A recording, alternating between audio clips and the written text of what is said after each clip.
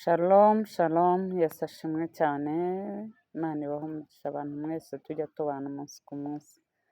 Tugarutse kuganira rero, tugarutse kuvugana ku kintu cyitwa gushima. Ni ukuri Imana yaraturinze kuva mu kwa mbere kugeza uyu munsi, izi tariki 20 ngira ngo z'ukwa 12.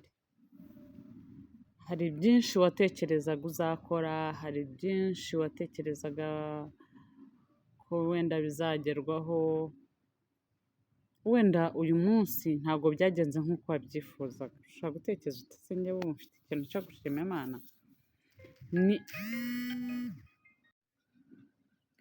Ushobora gutekereza ukibaza uti njyewe ubu mfite impamvu yo gushima? Njyewe ubu ngubu ibyo nagambiriye gukora umwaka utararangira, none umwaka ukaba urangiye ibi bintu bidakozwe, mfite impamvu yo gushima? Uracyafite impamvu yo gushima, uracyafite impamvu yo kubwira Imana ngo Mana warakoze. Ni ukuri dushyize mu buryo busanzwe bwa buri munsi, umuntu aguhaye fagitire y'umwuka wahumetse,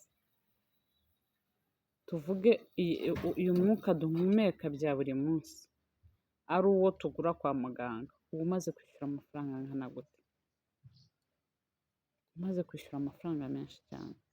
Bivuze ngo no kuba byonyine tugihumeka ni impano Imana yaduhaye, ni impano y'ubuzima Imana iduhaye. Kandi ntekereza ko turi abanyamahirwe. Tujya tugira ikintu cyitwa ngo uri umunyamahirwe, ukibaza ngo kuba umunyamahirwe ni ukuba ufite ibintu biri aho bifatika. Nabyo ni byiza, ariko noneho kuba uri umunyamahirwe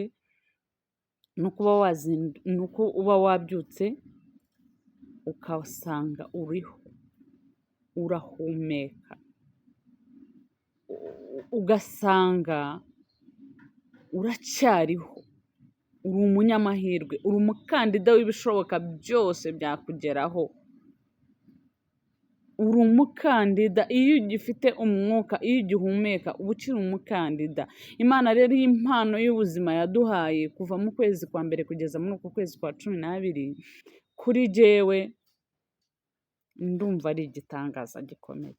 Nubwo wenda ntabyo wagezeho bifatika, ariko nibura uracyari umukandida w'umwaka utaha kuzabigeraho.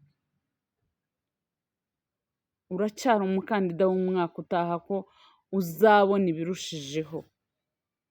Uyu munsi rero turashima Imana ko turacyari abakandida b'amahirwe bo kugira ngo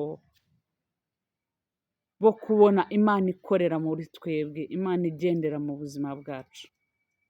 Nubwo bigoye, nubwo wenda tubona ibyo twatekerezaga ko tutabigezeho, ariko turacyari abakandida. Turacyari abakandida b'amahirwe yose. Rero wowe udafunze kandi n'ufunze aracyafite ndavuga ngo aracyari umunyamahirwe, aracyari umukandida, kubera ko ushobora gufunga ugafungurwa ubuzima bugakomeza. Hanyuma wowe rero ntabwo ufunze, ariko urimo uribaza ngo ubu nanjye ndi mu bantu bakwiriye gushima Imana? Ni ukuri uri mu bantu bakwiriye gushima, kubera ko Imana iracyakurinze, ntufunze, nturi umusazi, nturi ubwo babyita umusazira, bavuga ngo ababana n'ubumuga bwo mu mutwe, sorry. Ibyo byose ntabwo byakugezeho, uri muzima, umeze neza. Nubwo ibindi byose bidakunze, ariko iyo mpano y'ubuzima urayifite. Rero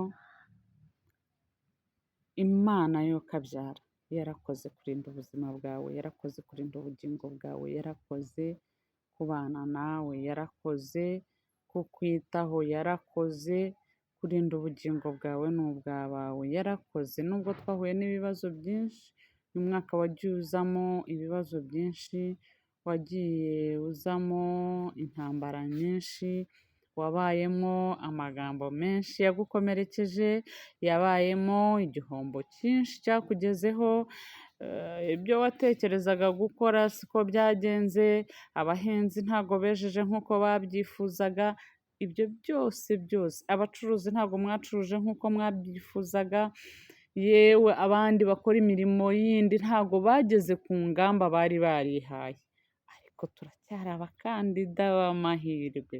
Icyo ni cyo gituma umutima wanjye wongera kunyurwa, icyo ni cyo gituma umutima wanjye wongera kuvuga ngo nubwo bimeze gutya ariko turacyari abakandida b'amahirwe. Imana ibahe umugisha rero, ikomeze ibane namwe n'iminsi isigaye izarangire neza, dutangire 2026 dushima tubwira Imana ngo Mana warakoze kuturinda, warakoze kubana natwe, warakoze guhagarara mu ruhande rwacu, nubwo umubisha wacu yari atwasamiye ariko ntabwo yatumize bunguri, wabanye natwe, waraturinze na cya gihe, nubwo twarwaye waradukijije, nubwo twahombye ntitwabivuyemo burundu, nubwo tutasaruye umusaruro twashakaga ariko hari icyo nibura uduhaye amahirwe yo kongera guhinga umwaka utaha. Ibyo byose tubikusanyirize hamwe tuvuge ngo Mwami warakoze kurinda ubugingo bwacu, kandi ni ukuri iracyari mu ruhande rwacu. Imana ibahe umugisha rero.